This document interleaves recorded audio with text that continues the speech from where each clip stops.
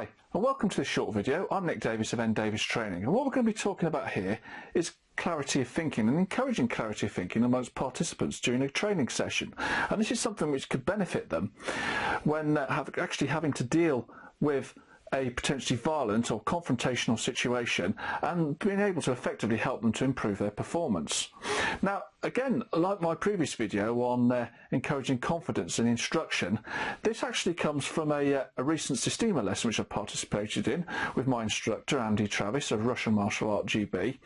And again, I think it's something which comes across as a good quality which instructors can encourage in their participants, especially when teaching physical skills such as self-defense, physical intervention, or even martial arts. So first of all, let's look at how the body actually reacts to an existential threat. Now, if you know anything about this subject, you know that it's an evolved physiological response, which basically is governed by the midbrain, and one part in particular of that called the amygdala, which is known as fight or flight. Now, this is something which we'll actually be dealing with more in depth in a future video, but just to summarise here in a nutshell for the time being, basically when we perceive a threat, this leads to an increase in arousal levels, and this increase in arousal levels causes the heart rate to increase, which allows more oxygenated blood to be pumped around the body to resupply the vital organs and the muscles. At the same time, there's a release of hormones such as adrenaline and cortisol, which enables us to be able to fight or to take flight. Now, repeated studies have shown that this increased arousal level also leads to a decrease in cognitive skills. So effectively, as our arousal levels go up, and possibly our anxiety levels as well, it's less easier for us to be able to think clearly. And this includes such things as experiencing tunnel vision, and also only being able to focus on one particular task. Now, this is something which came out of the weekend, because basically we were doing grappling with an opponent. Now, in my humble opinion, grappling is one of the most stress-inducing aspects of any martial art. Indeed, because it operates at close quarters, it effectively becomes a test of willpower and strength with the opponent. And this can activate the fight or flight response and basically send the heart rate up, and could lead to such things as an adrenaline dump or even an oxygen deficit. And if you've done any form of grappling, you'll probably certainly know where I'm coming from on that one. The other thing it can cause in most people is that rapid decline in cognitive thinking, which I mentioned before. Now, in Systema, the approach that we try to take with grappling is basically survival, whereas, say, for instance, something like MMA, mastering grappling is absolutely essential because of the competitive element.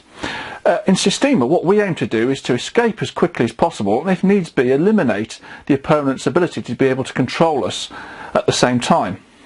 So what Andy was teaching us during the session was basically to use muscle tension against the opponent's tension when we're in a grappling embrace, and then release that tension which we built up in order to escape from the embrace of the opponent. And basically this is like a fundamental tenet of Systema, that we release tension and stay relaxed, so that we're controlling tension as opposed to allowing tension to control us. But basically what was happening amongst the various participants in the class, myself included, was that we were actually doing the opposite, because we were thinking too much about it, and therefore effectively we were not moving naturally and not releasing the tension in a way that we perhaps could have been. Now, what appears to be going on here is something which could be applied to a variety of physical skills learning situations, and basically it's as a result of people focusing too hard on what they're trying to do and effectively doing the opposite. And basically I've put this down to basically being a conflict between the two systems of thinking that the brain employs, which is referred to by psychologists such as the Nobel Prize winner Daniel Kahneman as System 1 and System 2. Now, System 1 is the faster subconscious thought process which we employ, which is intuitive and perhaps more impulsive, but it's certainly the decision maker, whereas System 2 is a slower, more cognitive form of thinking, using the conscious thought process, which is logical and analytical in its approach.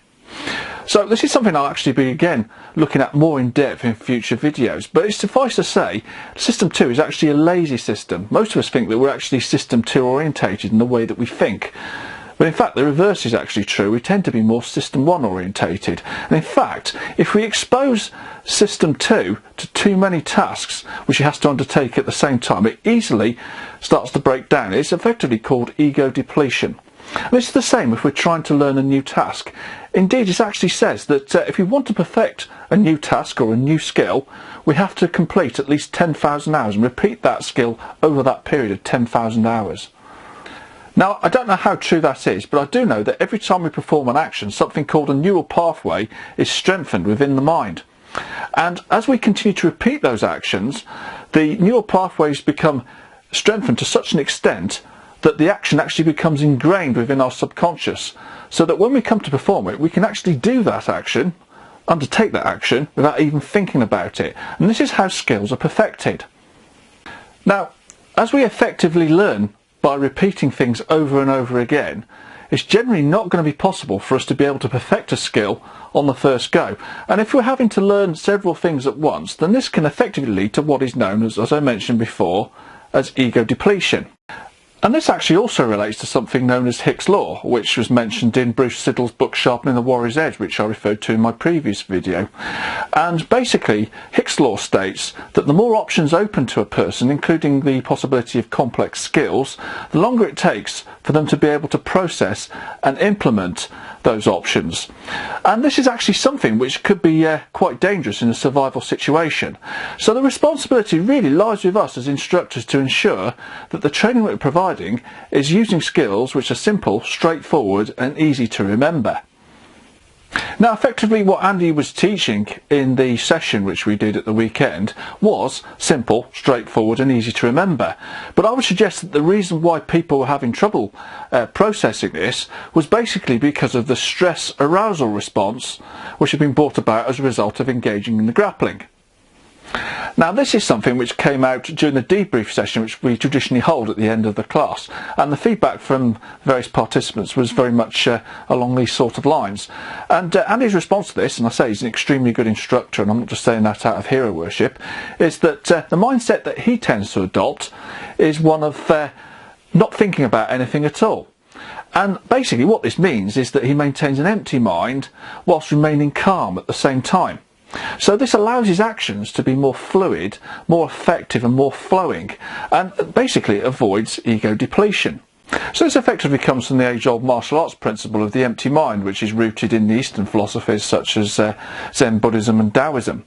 And that talks about doing nothing and achieving everything, which is the mental equivalent of not thinking too intensely about things and then achieving flow.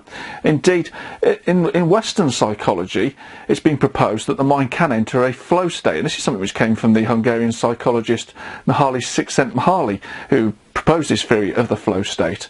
And that basically operates when the mind is in a highly focused state and effectively everything flows. So how can we achieve this in training? Well, that's an interesting question.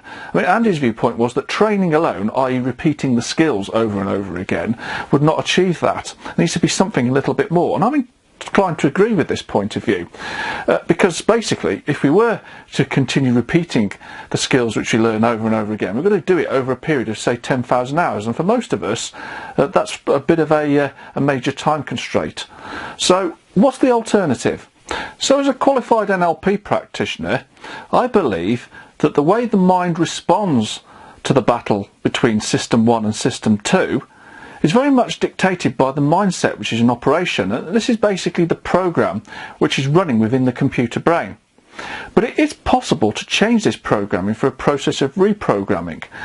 And this should allow us to be able to maintain a calm mind which at the same time regulates arousal and heart rate, keeps oxygen flowing to the vital areas of the body, but also allows System 2 to operate to a certain extent so that it's certainly not in conflict with System 1 but actually working together with it.